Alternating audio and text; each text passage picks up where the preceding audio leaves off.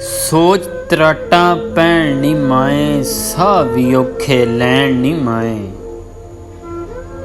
ਤੇਰੇ ਪੈਰ ਤੇ ਮੇਰਾ ਵਿਹੜਾ, ਕੀੜੀ ਕੋਲ ਨਰੈਣ ਨੀ ਮਾਏ। ਤੇ ਰੱਤੇ ਰੰਗ ਦਾ ਰੂਪ ਵਟਾ ਕੇ, ਝੋਲੀ ਅਥਰੂ ਢਹਿਣ ਨੀ ਮਾਏ। ਫੁੱਲਾਂ ਵਾਂਗ ਪਰੋਣੇ ਪੈ ਗਏ, ਫੁੱਲਾਂ ਵਾਂਗ ਪਰੋਣੇ ਪੈ ਗਏ, ਸ਼ੇਰਾਂ ਦੇ ਵਿੱਚ ਵਹਿਣ ਨੀ ਮਾਏ। ਤੇ ਮੈਂ ਜੰਗਲ ਦੇ ਝਾਰੇ ਵਰਗਾ, ਤੇਰੀ ਮਿਸਲ ਬਕੈਣ ਨੀ ਮਾਏ। ਫਿਰ ਯਜ਼ੀਦਾਂ ਘੇਰਾ ਪਾਇਆ, ਫਿਰ ਯਜ਼ੀਦਾਂ ਘੇਰਾ ਪਾਇਆ, ਕੱਲਾ ਫਿਰ ਹੁਸੈਨ ਨੀ ਮਾਏ, ਕੱਲਾ ਫਿਰ ਹੁਸੈਨ ਨੀ ਮਾਏ।